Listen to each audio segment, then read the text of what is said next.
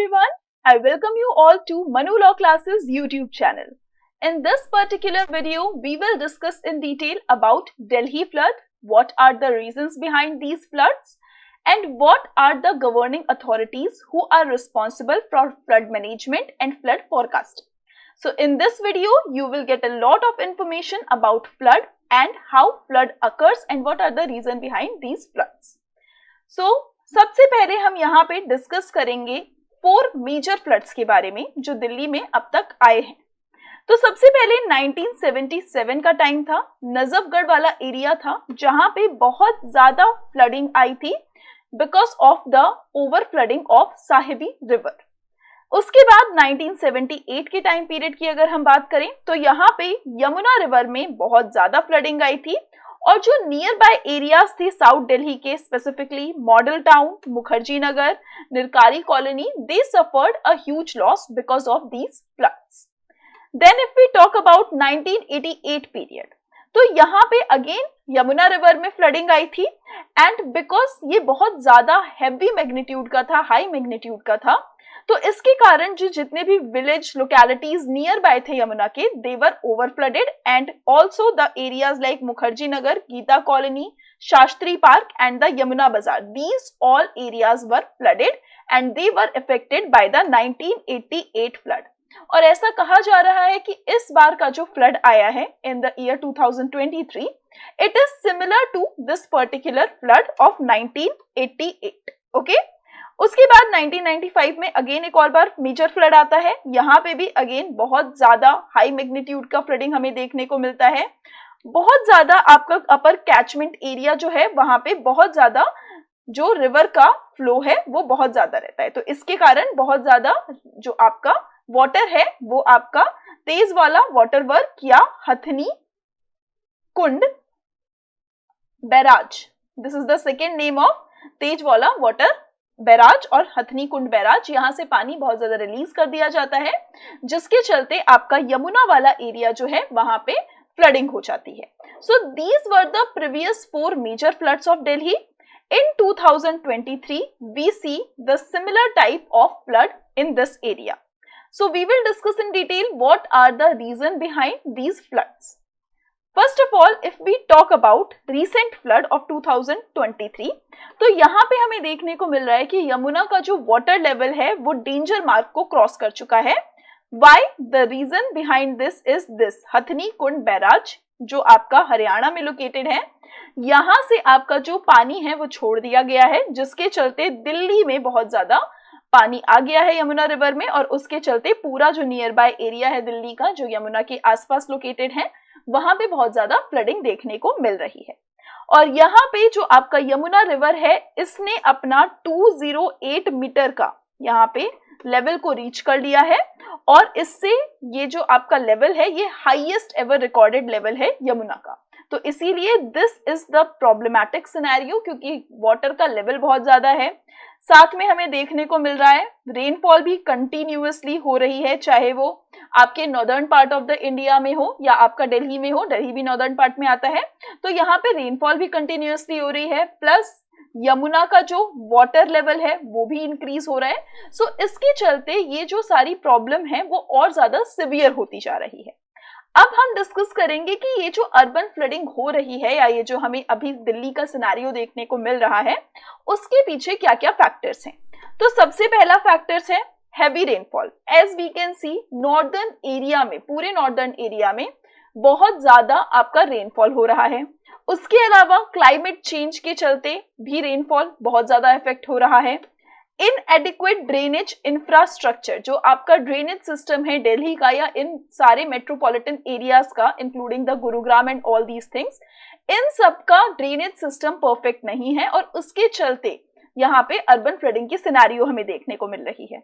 उसके अलावा अर्बनाइजेशन और जो लैंड डेवलपमेंट है ये भी आपका एक मेजर फैक्टर है जिसके चलते आपका रेन वाटर एब्जॉर्प्शन जो लैंड की कैपेसिटी होती है उससे ओवर जा रहा है और जो लैंड की कैपेसिटी होती है रेन वाटर एब्जॉर्ब करने की वो धीरे धीरे लोअर डाउन होती जा रही है। So these are the 4 major factor which we discuss in detail in our next slide, जिसके चलते आपका ये जो अर्बन फ्लडिंग का सिनेरियो है वो हमें देखने को मिल रहा है।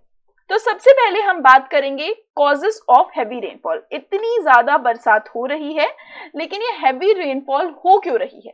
So main reason is this. जब आपका ये जो वेस्टर्न डिस्टर्बेंस है, ये आता कहां से है? ये एक लो प्रेशर सिस्टम होता है जो कि आपका मेडिटेरेनियन सी के साइड से ओरिजिनेट होता है और ये इंडिया तक ट्रैवल करता है। जब आपका ये वेस्टर्न डिस्टर्बेंस प्लस और जो आपका मॉनसून ट्रफ है, हमें पता है मॉनसून ट्रफ क्या होता है? It is a low pressure zone. मतलब जो आपका प्रेशर जोन है, हमें पता है कहीं भी रेनफॉल होगी तो what is the condition required? There should be a low pressure area और low pressure zone should be created. तो इस लो प्रेशर जोन में because of this western disturbance and because of this monsoon trough, अगर ये दोनों आपका add हो जा रहे हैं, इसके चलते जो रेनफॉल है वो बहुत ज्यादा हो रही है। तो यहाँ पे मेन रीजन जो हैवी रेनफॉल का है वो यही है कि वेस्टर्न ट्रोप और जो वेस्टर्न डिस्टर्बेंस और जो मॉनसून ट्रोप है, ये दोनों आपका ऐड हो रही है और इसके चलते आपका रेनफॉल बहुत ज्यादा हमें देखने को मिल रहा है। उसके अलावा अगर हम बात करें क्लाइमेट चेंज की, तो अभी यहाँ पे आप एक इमेज देख रहे हैं। इस इमेज में आपको पता चल रहा है कि जो आपका ये येलो येलो वाला एरिया है, ये सिग्निफाई कर रहा है कि कितना ज्यादा सी सरफेस टेम्परेचर, जो सी का ऊपर वाला एरिया होता है, सरफेस वाला एरिया होता है, उसका टेम्परेचर कितना ज्यादा इंक्रीज हो रहा है। अब जब यहाँ पे टेम्परेचर इंक्रीज होगा तो यहाँ पे एक लो प्रेशर क्रिएट होने लगेगा। तो उसके कारण आपका जो आपका इंडियन ओशन की अगर हम बात करें तो उसमें बहुत ज्यादा सी सरफेस टेम्परेचर इंक्रीज हो रहा है, इसके चलते लो प्रेशर क्रिएट हो रहा है। और साथ में क्योंकि ये सी के सरफेस पे हो रहा है तो इसीलिए मॉइस्चर भी बहुत ज्यादा है, तो मॉइस्चर भी एटमॉस्फेयर में बहुत ज्यादा है और इंडियन ओशंस में सी सरफेस टेम्परेचर भी हमें इंक्रीज देखने को मिल रहा है, जिससे आपका लो प्रेशर जो है वो क्रिएट हो रहा है।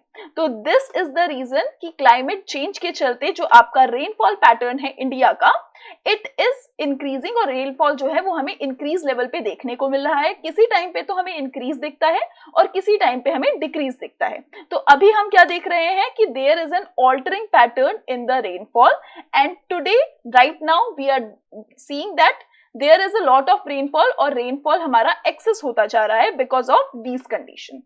Moving further, the third and the most important point, यहाँ पे एक कोट लिखा हुआ है, सरकारी drains and urban drains. So here basically this quote signifies कि आपका जो गवर्नेंस लेवल पे प्रॉब्लम है वो इतना ज्यादा है, क्योंकि अगर हम अर्बन प्लानिंग ही ठीक से नहीं करेंगे तो उसके चलते हमारा जो ड्रेनेज सिस्टम होगा वो खराब होगा और उसके चलते जब हमारे ड्रेन्स चोक हो जाएंगे उसके चलते हमारा अर्बन फ्लडिंग या फ्लैश फ्लडिंग का सिनेरियो हमें देखने को मिलेगा। तो यहाँ पे अगर मैं स्टैटिस्टिक्स की बात करूं तो नीति आयोग का जो रिपोर्ट था, reforms in urban planning capacity in India, इसने ये शो किया था कि 65% जो आपके अर्बन सेटलमेंट्स हैं, they do not have proper drainage system या they do not have a proper master plan, जिसके चलते ड्रेनेज सिस्टम चोक हो जाते हैं, ड्रेनेज सिस्टम प्रॉपर होते नहीं है। तो अगर बारिश आती है तो वो पूरा क्लॉग कर जाती है, वाटर लॉक्ड एरिया बन जाता है वो। उसके अलावा अगर हम गवर्नेंस फ्रंट की बात करें, गवर्नेंस फ्रंट पे हम चीजों को रखें तो म्युनिसिपल एडमिनिस्ट्रेशन जो है वो भी अनऑथराइज्ड जो आपकी बिल्डिंग्स बनी है या कंस्ट्रक्शंस हुए हैं उस पे ज्यादा ध्यान नहीं दे रही है, उसको हटा नहीं रही है, अनप्लान्ड तरीके से सारी चीजें चल रही हैं। तो इससे हमें क्या देखने को मिल रहा है कि जो आपकी वाटर बॉडीज हैं या आपका कोई ऐसा, जैसे अगर मैं बात करूं यहाँ पे यमुना रिवर है तो इसके आसपास का एरिया हमें बफर जोन में रखना चाहिए, बट अगर हम यहाँ पे ही सेटलमेंट कर लेंगे तो अगर इन केस यहाँ पे ज्यादा बाढ़ आती है या ज्यादा फ्लड वाला सिनेरियो होता है तो ऑब्वियसली ये पूरे एरियाज जो हैं वो फ्लड के अफेक्टेड हो जाएंगे। तो यहाँ पे एनक्रोच कर रहे हैं हम ऐसी वाटर बॉडीज को या हमारी जो वेटलैंड्स हैं उन सबको। इसके चलते हो क्या रहा है, इसके चलते जो लो लाइंग एरिया है या जो रिवर के आसपास की एरिया है उसमें कंस्ट्रक्शंस हो रहे हैं और इन्हीं कंस्ट्रक्शंस के कारण आपका जो अर्बन फ्लडिंग या ये जो हम दिल्ली में फ्लड देख रहे हैं ये सारी चीजें हमें देखने को मिल रही हैं। साथ में बिकॉज वी आर इंक्रीजिंग, हमारा जो इंडिया का पॉपुलेशन है वो अब बहुत टॉप लेवल पे है, we are first ranker in population terms, so that's why जो सॉलिड वेस्ट या डंपिंग का प्रॉब्लम है ये भी हमें देखने को मिल रहा है, and that is the reason why कि हम प्रॉपर तरीके से अपना वेस्ट मैनेजमेंट नहीं कर सकते, जिसके चलते हमारा जो ड्रेनेज है वो ब्लॉक हो जाता है और उसके चलते हमें अर्बन फ्लडिंग का सिनेरियो देखने को मिलता है। उसके अलावा deforestation is also a major reason, क्योंकि हमें पता है अगर कभी भी कोई जगह पे फॉरेस्ट लगा होगा या ट्रीज लगे होंगे तो they have a binding affinity with the soil, मतलब जो उनकी रूट्स होती हैं, जो ट्रीज की रूट्स होती हैं वो सॉइल को पकड़ के रखती हैं। लेकिन इन केस अगर हम डिफॉरेस्टेशन करेंगे तो इस सॉइल को पकड़ने के लिए कोई रूट्स नहीं होंगे, कोई पेड़ नहीं होंगे। इसके चलते जब कभी भी आपका पानी आएगा, एक्स्ट्रा अमाउंट ऑफ वाटर आएगा, तो वो आपका ऐसे सरफेस रन ऑफ में चला जाएगा, साथ में सॉइल इरोजन भी कॉज करेगा और इसके चलते फ्लडिंग के चांसेस जो हैं वो भी ज्यादा होंगे। So this is the main reason behind all these incidents which we are seeing in Delhi today. इसके अलावा there is also an absence of storm water drains. So basically क्या है, अगर अचानक से कभी बहुत ज्यादा बारिश आ जाता है या बहुत ज्यादा पानी आ जाता है, so in every city there should be a provision of storm drain, storm water drain, की अचानक से पानी आया तो हम अगर उस स्टॉर्म वाटर ड्रेन को ओपन कर दे तो उस ड्रेन में पानी चला जाए। But in cities like Delhi, Gurugram, यहाँ पे ऐसा कोई भी अरेंजमेंट नहीं है अच्छे लेवल पे, और अगर कहीं हमारे पास स्टॉर्म वाटर ड्रेन है भी तो वो आपके बहुत ही ज्यादा लो मेंटेन्ड है और उनका कोई फायदा नहीं है। तो इसी के चलते जो पानी है वो क्लॉग हो रहा है और हमें फ्लडिंग का सिनेरियो देखने को मिल रहा है। उसके अलावा अगर हम यहाँ पे बात करें कि कौन कौन सी बॉडीज हमारी एसोसिएटेड हैं, गवर्नमेंटल एजेंसीज हमारी एसोसिएटेड हैं with tackling the problem of flooding. So first हमारी क्या आती है, national flood risk mitigation project. As the name suggest, it do what, it ensures that the arrangements are in place of mobilize the resource, मतलब अगर in case of there is any incidence of flooding as we see in Delhi today, तो उस case में आपका relief, rehabilitation, reconstruction work का जिम्मा किसके पास है, national flood risk mitigation project के पास। फिर आता है आपका NDMA, that is national disaster management authority. कोई भी किसी भी टाइप की आपदा आती है या कोई भी किसी भी टाइप की डिजास्टर आती है तो उसमें जो मैनेज करने का काम होता है वो एनडीएमए का होता है। एनडीएमए के अंदर आता है स्टेट वाला, स्टेट डिजास्टर मैनेजमेंट अथॉरिटी, जिसमें आपका दिल्ली के केस में दिल्ली डिजास्टर मैनेजमेंट अथॉरिटी होगा। तो अभी ये जो रिस्पॉन्सिबिलिटी है इस डिजास्टर से डील करने की वो किसके पास है, दिल्ली डिजास्टर मैनेजमेंट अथॉरिटी के पास है। इसके चेयरमैन कौन होते हैं, प्राइम मिनिस्टर होते हैं, और ये पॉलिसीज बनाते हैं, प्लान्स बनाते हैं और गाइडलाइंस देते हैं कि कैसे अगर कोई डिजास्टर आ जाए, कैसे अगर कोई डिजास्टर प्रॉब्लम हो तो उसमें हमें कैसे मैनेजमेंट करना है और कैसे हमें कोऑर्डिनेट करना है इन पॉलिसीज को। उसके बाद आता है आपका आईएमडी। अभी रेनफॉल होगी, कल रेनफॉल होगी, परसों रेनफॉल होगी या नहीं होगी, इसका जो पूरा स्टैटिस्टिक्स है वो कौन देता है हमें, आईएमडी या इंडियन मेट्रोलॉजिकल डिपार्टमेंट। ये हमें बताता है, फॉरकास्ट करता है कि क्या हमारे पास कल रेनफॉल होगी, आज कितनी लेवल की रेनफॉल होगी, या कोई साइक्लोनिक इवेंट होने वाली है या नहीं होने वाली है। ये सारी चीजों की इंफॉर्मेशन आपको आईएमडी देता है। उसके बाद एक इंपॉर्टेंट बॉडी है that is central water commission.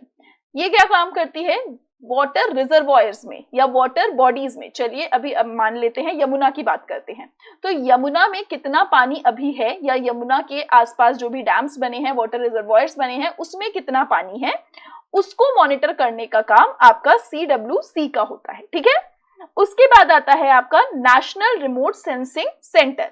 ये बेसिकली आपको सैटेलाइट इंफॉर्मेशन प्रोवाइड करता है फ्लड मॉनिटरिंग के लिए, मैपिंग के लिए, और कितना डैमेज हो चुका है या कितना रिलीफ प्लान हमें कैसे करना है, इन सब का जो सैटेलाइट इमेज होता है वो आपको NRSC प्रोवाइड करता है। So these are the important bodies which are responsible to tackle flooding in any area.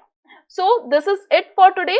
I hope कि आप लोगों को ये लेक्चर अच्छा लगा होगा, आप लोगों को निटी ग्रिटीज जो हैं फ्लडिंग की, दिल्ली फ्लडिंग की स्पेसिफिकली पता चली होंगी कि फ्लड क्यों आया है, what are the mitigation measures, which bodies are associated. So I hope you like this session. If you like this session then definitely do like and subscribe to our channel. अब मिलते हैं अपनी अगली class में जिसमें हम ऐसे ही important topics को डिस्कस करेंगे। Thank you everyone, thank you for attending this lecture.